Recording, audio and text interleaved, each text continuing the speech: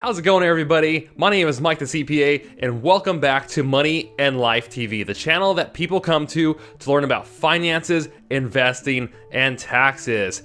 In this episode of Money and Life TV, ladies and gentlemen, we're going to talk about how to buy dividend stocks. I've gotten a lot of requests over the last few months about putting together a video that would show people who are new to investing of how to actually go about investing in the stock market, especially for those of us who have never invested before. So that's what we're going to cover in this video. I'm going to show you step by step what that process is. You might have had some reservations or some fears about doing this on your own, but I'm about to show you how simple this actually is. Just to be clear, guys, this video has nothing to do with analyzing stocks, what the economy is doing, or anything like that. This video is purely going to show you how to start purchasing investments for yourself. The first thing you need in this process is money. Now, for the majority of Americans, the money to invest actually comes from working a job and receiving the paycheck. That's how most people have the money to invest. Let's pretend the money I'm holding in my hand right here is $1,000, and let's say a person gets paid every 2 weeks, $1,000 per paycheck. Don't forget taxes, fool.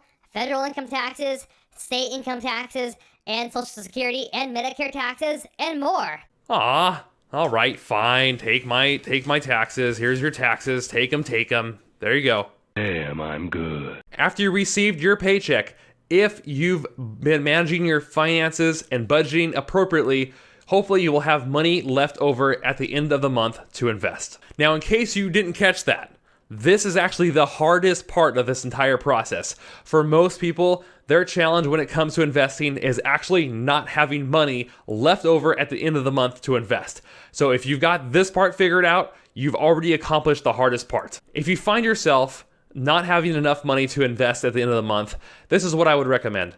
Don't worry about investing at all this point. Stop right here and go back and focus your energy on one, increasing your income, and two, cutting your expenses or budgeting your expenses, watching them more closely so that you can eventually have money left over to invest. That's what I would generally recommend for most people. It might even involve paying down debt before you can actually start investing. Now, if you don't have a tool that you can use to budget, I actually have a free Excel spreadsheet. I've put together a free budget template that my wife and I use to budget our finances. I'll link that up in the description section below the video, and I'll also link up a video that covers that entire budget spreadsheet. It's the video where I discuss how my wife and I are able to save over 50% of our net income every single month. And I think you guys will find that video helpful. By doing that process, by focusing on that, it's allowed us to have money left over each and every month to invest. Okay, let's move on to the second part of this process. In step 2, it's time to choose an investment platform. When it comes to actually choosing an investment platform, the good news is that you have numerous investment platform options, probably more than at any other time in history. You can go with Vanguard, you can create an account with Fidelity, you can use a free investing platform such as Robinhood or M1 Finance to do your investing, you can do Ameritrade, you can do E-Trade, you might even find that where you do your banking actually has an investment platform as well. And of course, if you currently bank with Wells Fargo, you probably already have an investment account set up for you. You just don't know it yet. Now, when you're going to go about choosing an actual platform, a couple of things to consider are like the commissions and fee structure of the platform. Each one is going to be different. Each one's going to have pros and cons. So look at the fee structure before you decide on a platform. The second thing to look for is how user-friendly is the platform. If you look at it and analyze it, do you understand it? Does it make sense to you? That's really important. That's probably the most important aspect of all is, does it make sense to you when you're looking at it? Does it have the charts, the graphs, the research tools that you're looking for? Does it have those things? The third thing to consider is how sophisticated of an investor do you want to be? Now, most people just want to be casual investors, and that's totally fine. But certain platforms are going to have more features than others, because features is really what we're focusing on here. So for example, some platforms will not allow you to do short sales or buy options or calls and puts and all that sort of thing. So you want to make sure you're looking for what the platform can do before you start, depositing your money into it, to make sure that down the road, if you think you want to become a very sophisticated investor and do a lot of investing and a lot of research in this area, then you want to get yourself a platform off the ground that already has those features built into it. At least that's what I would generally recommend. Now, some of you already know from watching some of my other videos that I use Ameritrade. Overall, I like the platform for my investment needs. Each trade, however, does cost $6.95. So I do limit the number of times I invest each month to only about once or twice per month. And I usually invest $1,000 to $2,000 per transaction. And by the way, it is totally up to you how often you would like to invest. If you want to invest very frequently, then you might consider a platform such as Robinhood or M1 Finance in order to avoid paying large amounts of brokerage transaction fees, because they can add up rather quickly. So what I'll do here for you guys is I'll leave links in the description for all these different platforms, and go ahead and do research, do online research, and figure out which platform is right for you. Okay, in step 3 of this process, we're actually talking about setting up a brokerage account.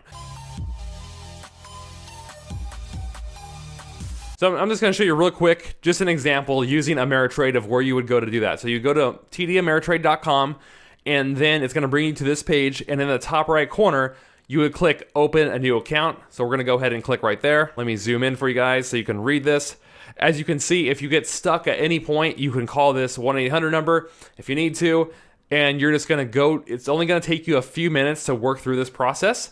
It's going to need things like your social security number, your ITIN number. If you have a foreign tax ID, you're going to enter that, your employer's name and address, things like that. Obviously, in this section, you're going to enter your contact information as you fill out the application, citizenship status. Down here is more or less what I wanted to cover with you. So you're also going to be choosing the type of account you want to go with. So if you just have a normal taxable brokerage account, or standard brokerage account as it says here, you would go with this one. This means you can pull the money out at any time. It's not a retirement account, so there's no penalties or anything like that. My wife and I have a standard brokerage account as well as 2 Roth IRA accounts. And this is how you would set up a Roth IRA as well, or a traditional IRA if you wanted to do that. And as you can see, there's a few other options here for you as well that you can read up on. But this is where you would go to start to set up a brokerage account. Now, obviously, I'm not going to walk through this whole process with you guys, but the way it would work as you work through this application, it looks like there's a five steps here. There's terms you're going to have to agree to. At some point, it's probably going to ask you to enter your direct deposit info. So you're just going to grab a check out of your checkbook and enter the direct deposit information, your account number, and routing information directly with the TD Ameritrade website. And that's going to allow you to do direct deposits from your checking account, regardless of what bank you're at, directly to your brokerage account online with Ameritrade. And that's how I personally do it, and it makes it really simple. And that's why I really encourage people to use direct deposit when they get paid. So that way the money hits your account, and then once you've done your finances, you can then directly do a transfer of whatever amount you want to over to your brokerage account at TD Ameritrade or with whatever platform you're using, and there's no cost to do that. You're simply transferring money. The other part of the application process at some point will ask you to fill out your beneficiary information. So if you were to pass away, who the money would go to. So all in all, from my experience of doing this, setting up your account online will probably take you like an hour or so. It's not that time consuming to do. But in order for the application to clear and all of that to get set up and ready for you, including your direct deposit information, and have your accounts linked so you can do direct transfers, it's probably going to take about a week to do the full process. So just keep that in mind. Step 4 of this process is pretty straightforward. So now let's pretend you have your brokerage account all the way set up. So now you want to actually transfer money from your checking account over to your brokerage account so you can begin investing. So that's what you'll do, is you'll set up a direct deposit transfer over to your brokerage account. And usually, every time I do that, it takes about 1 or 2 days to clear. And then after about a day or so, that money is available, and then it's ready to go. Now, when you put that money in the account, it just sits in a cash account, okay? So a lot of people get that confused, that the money is not automatically invested for you. Just your brokerage account the one you set up has a separate cash account that is different from your investments, from your stock investments, your mutual funds, ETFs. So that's where the money goes. It goes and sits in a cash account until you're ready to invest it. And the same is true with Roth IRAs. When you contribute the money to a Roth IRA, the money sits in a cash account until you decide when and what you want to invest in. And just so you guys know, if you ever need to get the money out of your account, it's not too hard to do so. I mean, if it's invested, you'd have to sell off your investments to obtain or to reach that cash. But if you, let's just say you have $1,000 sitting in the cash account within your brokerage, you could call up Ameritrade to have them send you a check for $1,000 and to get that money back out of your brokerage account. So it's very easy to do. It might take a few days, but it doesn't take long to do at all. And you can get your money back out anytime. At least that's with an individual brokerage account, a standard brokerage account, which is a non-retirement account. Retirement accounts are more restrictive. So if you put money in, you have to be very careful about taking money out because you might be subject to taxes and penalties. So just be cautious with that. Now we're on to the fifth and final step, which is actually purchasing our investments. And I really consider this, in my opinion, to be the easiest part of all. So all you have to do to buy an individual stock, an ETF, or mutual fund is search that mutual fund or stock or whatever it is you're looking to invest in up here or down here in the quote section, and you can find the stock rather quickly. So if you don't know what the stock's name is, you might come to the search bar and search Apple. Let's just say you wanted to invest in Apple. Well, then right here, it's going to show you the ticker symbol for Apple, and you could click this and buy shares of Apple. But if you're into dividend investing like I am, you might consider a company like Procter & Gamble as a simple option. So let me search Procter. Let me see if it populates here. So right here, I started to search Procter & Gamble, which is the name of the company, and there it is. PG is the ticker symbol for Procter & Gamble, so I'm going to click it right here. Now it's going to actually take me to the stock profile on Procter & Gamble. And all I'm going to do is I could read up on all this, which I'm not going to make this an analytical stock video because that's not what it's intended to be. All I need to do now, if I just know I want to buy this, I would click buy. And then this little guy pops up. And then it says, okay, the quote is PG, which is Procter & Gamble. Action is buy. Okay, I could sell if I wanted to. If I already own shares of Procter & Gamble, I could choose to sell them. It's that simple. But we just want to buy. Now we're going to enter the quantity, okay? So let's say I want to buy 10 shares and order type is limit or market. I'll cover this stuff in another video, but if you want to just do a general purchase, you could just do market. It's very simple, and it'll take, when you purchase it, it'll buy the stock at whatever the price is at that moment in time. So like I've gotten requests to do a video on these other features, which I will do in the future. But for now, I'm just going to pretend we're doing a market order, and I'm not actually going to buy this, but what you would do now is you would click review order, and it would say buy 10 shares of Procter & Gamble, and it would show the price is at $91.18. It would show you that the total transaction cost of making this investment would be $912.90, and that would be deducted from your cash balance of your account, and then it's going to cancel it. But if I had bought it, it would show up when I go back to my account, my positions. It would show up in my list here, is where it would show up.